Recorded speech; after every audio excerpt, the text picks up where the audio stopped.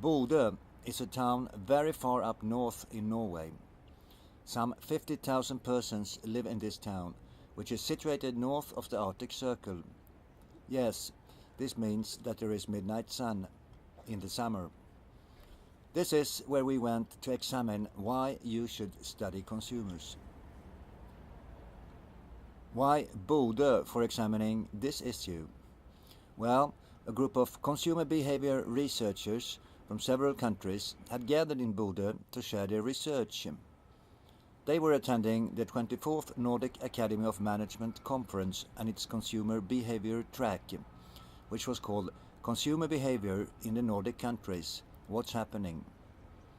12 papers were presented in this track, and you will meet some of the presenters in this video.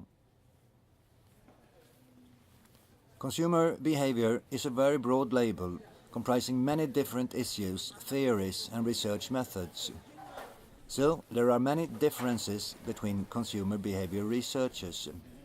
Yet most of these researchers share a strong interest in at least one of the main parts of the consumer behavior field, namely how consumers acquire products, how they use them, and how they get rid of them. Why is it important to study consumers? Why it is important to study consumers? Well, we all are consumers, and a very large part of the society and the economy is dependent upon what consumers do.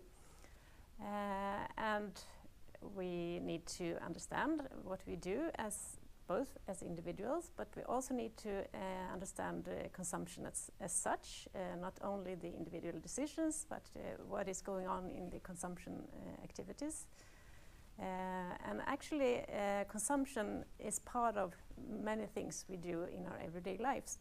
So we might not always think about it as consumption, but consumption elements are integrated in all the activities we do when we are sporting, when we are going to our jobs, commuting by some sort of transport, we are consuming all the time.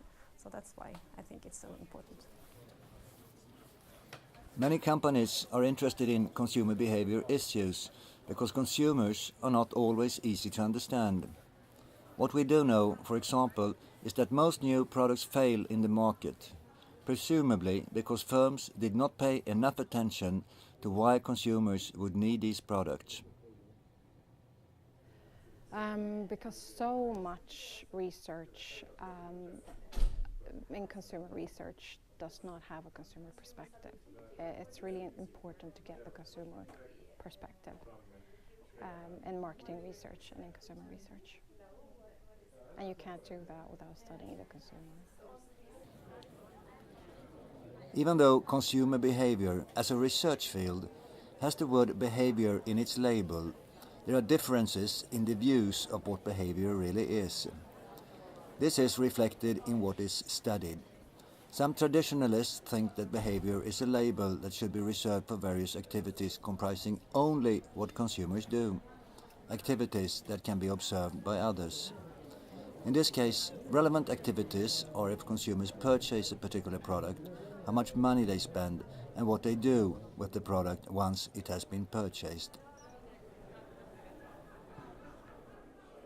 We live in very competitive markets, and consumers are a lot more complex than many marketers and others assume. And in order to deal with the challenges of today's markets, digitization, urbanization, very heavy competition in many instances, it's very, very important to understand the sort of feelings and decision processes of consumers, and that's a very difficult task. But in reality, most studies in the consumer behavior area deal with various psychological reactions among consumers, such as emotions, satisfaction, attitudes, and intentions. Often these reactions are measured with questionnaire items, so the behavior in this case, according to some critics, is to put marks on the researcher's questionnaire. Yet it can of course be argued that what goes on in the consumer's mind is a highly relevant topic to study.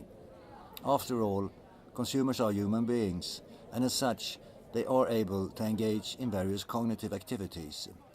And to examine such activities, one has to ask questions to consumers.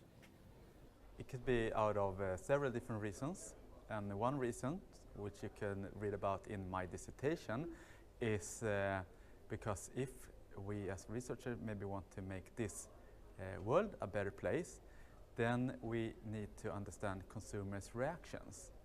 Because by understanding consumer reactions, we can help companies and policymakers to create offerings that are good for consumers and maybe good for business and for the society. Some consumer behavior studies also include various physiological reactions as behavior variables, such as the eyes behavior, facial muscle movements and heart rate. Typically, such behaviors are seen as indicators of various theoretical variables, such as emotions and attention, that are less accessible with other research methods. We are all consumers, and we need to know more about our wants and needs in order to make us more happy in the short run and in the long run. The next time this conference will be held is 2019 in Vaasa, Finland. And who knows, maybe there will be a consumer behavioral track also then. There is so much more to learn about the contemporary consumer.